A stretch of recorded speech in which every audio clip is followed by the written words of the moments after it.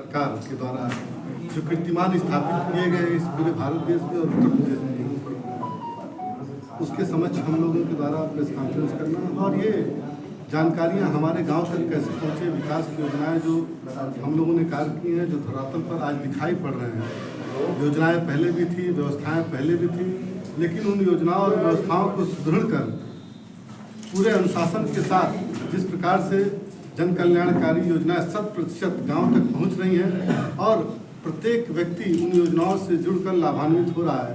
और जितने भी हमारे लाभार्थी हैं, वो चाहे आवास के लाभार्थी हो, चाहे वृद्धा पेंशन के लाभार्थी हो, विधवा पेंशन के लाभार्थी हो, कन्या सुमंगला के हो, आयुष्मान भारत के हो, या फिर राशन वितरण प्रणाली में जितने भी, सभी लोगों को एक समग्र विकास के साथ हमारी भारत सरकार देश संकल्पित है।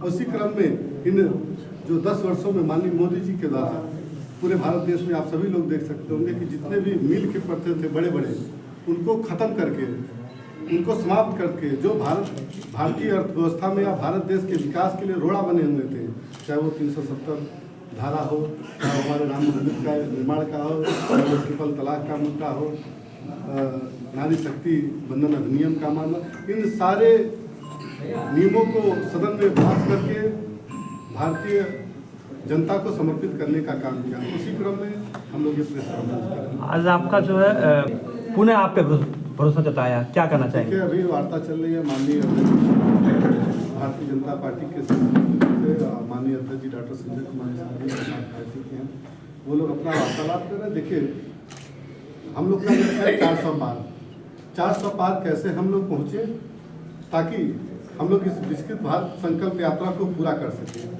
आज इस अमृत कालखंड में हम लोग जिन नए कीर्तिमानों को स्थापित किए हुए हैं, उसी क्रम में ये काम है। और सारा जो एनडीए के घटक दल हैं, चाहे वो किसान पार्टी हो, चाहे अपना दल हो, चाहे वो आरएलडी हो, चाहे जो भी पार्टियां हो, पूरे भारत देश में 38 पार्टियां गठबंधन में, सारे लोगों का एक ही लक्ष्य है कि आपकी बात 400 पार। एक सीट क्यों मिला आपको, और मंथन चल रहा आपकी पार्टी में जो है, बैठक चल रही है, क्या लगता है? अनुप्रिया पटेल को 2 मिला। अभी ये आप लोग की भी जानकारी है, सूत्रों के हवाले से जो खबरें चलती हैं, अभी वार्तालाप हो रही है। माननीय अध्यक्ष जी दिल्ली हैं और राष्ट्रीय निषाद एकता परिषद, निषाद पार्टी और भारतीय जनता पार्टी के जो शीर्ष नेतृत्व हैं, चाहे वो हमारे राष्ट्रीय पदाधिकारी हैं, भारतीय जनता पार्टी के राष्ट्रीय पदाधिकारी हैं, वो लोग आपस में अपना चर्चा करके किस तरह हम लोग उत्तर प्रदेश की 80 लोकसभाओं पे कमल को खिलाने का काम करेंगे, इसके लिए एक नीति और निर्णय तय होगा। मोदी जी के विकास पे आप लड़ेंगे चुनाव के, अपने विकास पे, अपने निश्चित तौर पर माननीय मोदी जी के ही विकास पे और अपने विकास पे, अपने संघर्षों के, भारतीय जनता पार्टी का जो संगठन है उनके कार्यकर्ताओं के बल पे, अपने विकास के बल पे, उत्तर प्रदेश सरकार के बल पे, माननीय योगी जी के बल पे, माननीय मोदी जी के बल पे, इन सारी व्यवस्थाओं के साथ हम लोग जनता के बीच में जाने का काम कर रहे हैं। और निश्चित ही एक जो लहर पैदा हुई है, जनता ने एक जो कीर्तिमान स्थापित किया था, उस कीर्तिमान को पूरा जो लक्ष्य है 400 पार का, उसको साबित करके हम लोग कितना जांच किया आपने संत कबीर मुद्दा क्या? निश्चित तौर पर आज में हम लोगों ने कहा है कि रामलला सब पर भारी है, निषाद राज की बारी है। तो हमारे इतिहास को भी दबाने का काम पूर्व की सरकारों ने किया था। 1 रुपये का भी काम, हमारी जो सनातन संस्कृति थी, जो हमारी सभ्यता थी, हमारे मंदिरों पे काम करने का काम नहीं करती थी, 1 रुपया भी खर्च करने का काम नहीं करती थी। अपितु उनको न्यायालय में, उनको प्रशासन के द्वारा उसके विकास को रोकने का काम आज के दिन में, अगर अयोध्या में हजारों हजार करोड़ खर्च करके जनता को लाभान्वित करने का काम, और एक पूरे विश्व में जो हमारे आराध्य देव भगवान श्री रामचंद्र जी को जो कभी टेंट में विराजमान करते थे, आज वो पूरे भव्य दिव्य मंदिर में आज विराजमान है। तो ये भारतीय जनता पार्टी और माननीय मोदी जी की देन है। उसी प्रकार अगर उनके आत्मवाल सखा निषाद राज जी जो सिंगेरपुर के महाराजा थे, वहाँ पे भी तकरीबन भारतीय जनता पार्टी हमारी सरकार के और हमारे प्रयास के द्वारा 300 करोड़ से अधिक खर्च कराकर वहाँ पे निषाद राज घाट, राम घाट, निषाद राज पार्क की स्थापना करके एक मित्रता का संदेश देने का काम हमारी सरकार। अपने 5 बड़े काम बता दीजिए। निश्चित तौर पर पहला काम आप देख सकते हैं कि हंडिया से महदावल करमेनी तक 593 करोड़ का जो 4 लेन NHAI के द्वारा हम लोगों ने नितिन गडकरी साहब से पास कराने का काम किया। तो सड़क की पाठी ही करवाए थे? नहीं, 593 करोड़ इस सरकार में स्वीकृत हुआ है।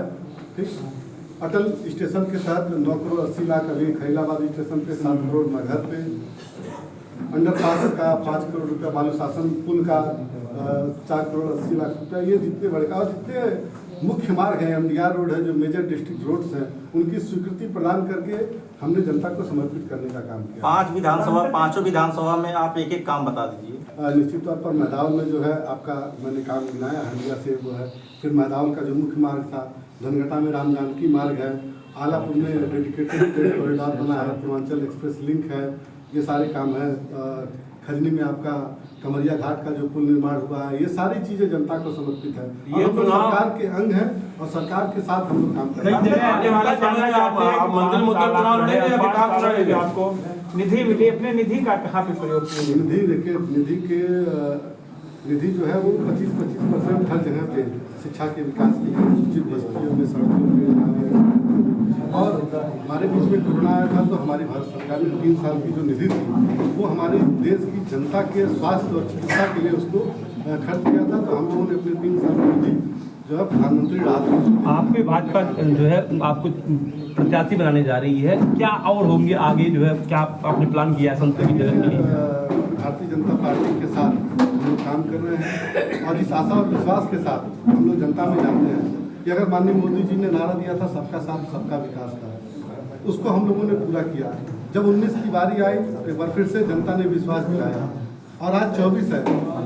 जनता के प्रयासों से, आप सभी के प्रयासों से जो विकसित भारत बनाने का एक संकल्प हमारी सरकार का है, माननीय मोदी जी का है कि अगर ये भारत देश सोने की चिड़िया कही जाती थी तो इसको फिर से सोने की चिड़िया बनाकर भारतीय अर्थव्यवस्था को एक नंबर पर पहुंचाने का जो लक्ष्य है उसको पूरा करना है।